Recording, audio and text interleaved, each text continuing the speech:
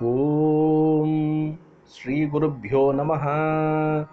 தென்னாருடைய பெரியவா போற்றி, எந்நாட்டவர்க்கும் இறைவா போற்றி. சர்வஜ்ஞா சர்வவ்யாபி பெரியவா சரணம். மாயப்பிறப்பருக்கும் மகா பெரியவாடி போற்றி. ஓம் ஸ்ரீ மகாமக கணபதயே நமஹ. ஸ்ரீ சந்திரசேகராமிர்தம் அமிர்ததாரை 1223. தெய்வத்தின் குரல் 5ஆம் பாகம், அத்தியாயம் ஸ்ரீ சங்கர சரிதம். இதன் இன்றைய தலைப்பு சந்திரசர்மாவின் சரித்திரம், 2வது பகுதி. அவர் பாட்டுக்கு நாள் கணக்கில் தூங்கிக் கொண்டிருந்தார். அந்த வைஷ்யனுக்கு ஒரு புத்திரி இருந்தாள். அவள் அவரை பார்த்தாள். பிரியம் ஏற்பட்டது. எழுப்பி பார்த்தாள். அவர் எழுந்திருக்கவே இல்லை. மகா தேஜஸ்வியாக இருக்கிறார், ஆனால் இப்படி பிரக்ஞையே இல்லாதவராக அன்ன ஆகாரமின்றி தூங்குகிறாரே, இவருடைய பிராணனை ரட்சிக்க வேண்டும் என்று நினைத்தாள். அவளுக்கு வைத்தியம் தெரியும்.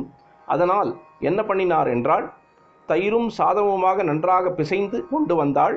அதை சந்திரசர்மாவின் வயிற்றில் பூசி நன்றாக தேய்த்தாள். ரோம கூப்பத்தின், அதாவது மயிர்கால்களின் வழியாக அன்னசாரம் சரீரத்துக்குள் இறங்கியது. இப்படி ஒரு சிகிச்சை நம்முடைய வைத்திய சாஸ்திரத்தில் இருக்கிறது. தற்காலத்திலே ஊசி வழியாக குத்தி இன்ஜெக்ட் செய்கிறார்கள். இப்படி செய்வதில் குத்துவதான ஹிம்சை இருக்கிறது. சரீரத்தில் புதுசாக துவாரம் செய்ததாகவும் இருக்கிறது. நம்முடைய வைத்திய முறையிலோ இயற்கையாக உள்ள ரோமகூப்பத்தின் வழியாகவே சத்தை உள்ளே இறக்க வழி சொல்லியிருக்கிறது.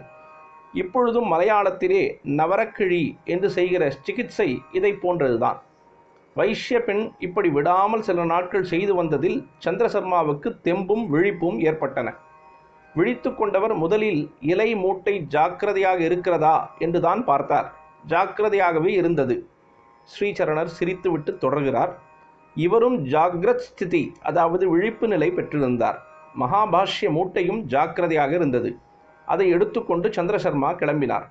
வீட்டுக்காரரான வைஷ்யன் அவரை தடுத்து நிறுத்தினான். என்ன ஓய் கிளம்பிவிட்டீர்? என் புத்திரியாக்கும் குற்றுயிராக கிடந்த உம்மை எத்தனையோ சிரமப்பட்டு காப்பாற்றி உயிர் கொடுத்திருக்கிறாள். உம்மை விவாகம் செய்து கொள்ள வேண்டும் என்ற ஆசையினால்தான் அவள் சிகிச்சை செய்து பிராண ரட்சணை பண்ணியது.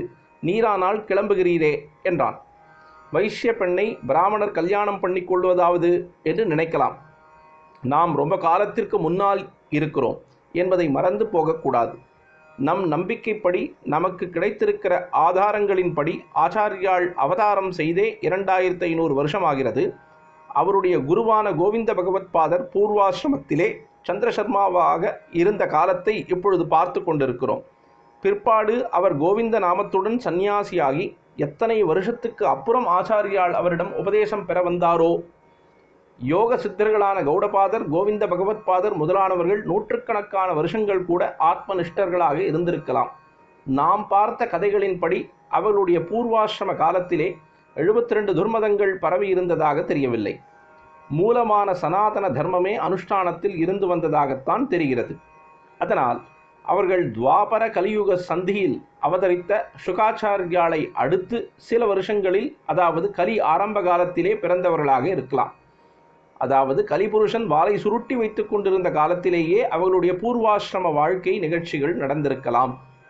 5000-1000 வருஷங்களுக்கு முற்பட்ட, அப்பொழுது பிரம்ம தேஜஸை நன்றாக கட்டி காப்பாற்றிய சக்தர்களாக பல பிராமணர்கள் இருந்திருக்கிறார்கள். ஒன்று சொல்வதுண்டு, நெருப்பு பெருசாயிருந்து ஜலம் கொஞ்சமாயிருந்தால் நெருப்பு ஜலத்தை வட்டடித்து விட்டு தான் நன்றாக ஜொலித்து கொண்டிருக்கும். மாறாக ஜலம் நிறையவும் நெருப்பு சின்னதாகவும் இருந்துவிட்டால் ஜலம் நெருப்பை அணைத்துவிடும். பிரம்ம தேஜோக்னி நிரம்பி இருந்தால் அப்பொழுது பிராமணர் அளவுக்கு சாஸ்திரங்களில் ஆச்சார பரிசுத்தி நிர்ணயிக்கப்படாத இதர ஜாதியாரோடு சில அத்தியாவசியங்களில் பிராமணர்கள் விவாகமும் வம்ச உற்பத்தியும் செய்து கொண்டாலும் கூட இவர்களுடைய ஆச்சார அக்னியின் வீரியத்தில் மற்றவர்களின் ஆச்சார குறைவு அடிபட்டு போய் அவர்களும் பரிசுத்தி பெறுவார்கள். இப்படித்தான் பூர்வ காலங்களில் இருந்தது. நல்ல இந்திரிய கட்டுப்பாட்டுடன் பிரம்ம வர்ச்சஸ் நிரம்பியவனாக ஒரு பிராமணன் இருக்க வேண்டும். அவனுக்கு சொந்தத்தில் தன தார புத்திராதி ஆசைகள் இருக்கப்படாது. அப்படி ஒருவன் இருந்தால் பிற ஜாதிகளிலும் நல்ல உத்தமமான ஜீவர்கள் தோன்றி அந்த குலங்கள் மேன்மை அடைய வேண்டும் என்று அவனிடம் அந்த ஜாதிக்காரர்களும் பிரார்த்தனை செய்து கொண்டு தங்களுடைய கன்னிகைகளை அர்ப்பணம் செய்வார்கள். அவனும் அந்தப்படி பண்ணிவிட்டு புத்திரோத்பத்தி ஆனவுடனோ அல்லது புத்திரனுக்கு உரிய வயசு வந்தவுடன் வித்யோபதேசம் கொடுத்து விட்டோ அப்புறம் கொஞ்சம் கூட பற்றில்லாமல் புறப்பட்டு விடுவான். பூர்வ யுகங்களில் இருந்து வந்த இந்த வழக்கம் பிரம்மவர்ச்சஸ் குறைந்து கொண்டே போகும் கலியில் நிஷேதம்தான், அதாவது அனுஷ்டிக்கத்தக்கதல்ல என்று விளக்கப்பட்டதுதான். ஆயினும் யுகத்தின் ஆரம்பமான 1500 வருஷம் கலியின் தலைவிரிகோல ஆட்டம் தொடங்காத பொழுது இது ஓரளவுக்கு அனுமதிக்கப்பட்டிருக்க வேண்டும். இது பிற்காலத்துக்கு தற்காலத்துக்கு நிச்சயமாக நிஷேதம்தான். ஆச்சாரியால் தம்முடைய காலத்தவர்களையே அல்ப வீரியத்வாத் ஹீன விர்யேஷு வா வார்த்தமா நிகேஷு மனுஷ்யேஷு என்றெல்லாம் பிரம்ம தேஜோ வீரியம் குறைந்து போனவர்களாத்தான் சொல்லியிருக்கிறார். பின் குறிப்பு பிருஹதாரண்யக்க பாஷ்யம். அந்த தேஜஸை அவர் மறுபடியும் ஜொலிக்க செய்தார் என்றாலும் அப்புறம் மறுபடியும் மங்கி மங்கி போய் இப்பொழுது உள்ளவர்களை பற்றி கேட்கவே வேண்டாம். அதனால் இப்பொழுது வர்ண சாங்கர்யம், அதாவது ஜாதி கலப்பு செய்வது கொஞ்சம் நஞ்சம் இருக்கும் பிரம்ம தேஜஸையும் மற்றவர்களின் குறைவான ஆச்சாரத்தால் ஜலத்தை கொட்டி நெருப்பை அணைப்பது போல போக்கடிப்பதாகத்தான் ஆகும். அமிர்தம் தொடர்ந்து பொழியும். பிரதோஷ சங்கர பிரத்யக்ஷ சங்கர தென்னாருடைய பெரியவா போற்றி, எந்நாட்டவர்க்கும் இறைவா போற்றி, சர்வஜ்ஞா சர்வவியாபி பெரியவா சரணம், மாயப்பிறப்பருக்கும் மகாபிரியவாடி போற்றி.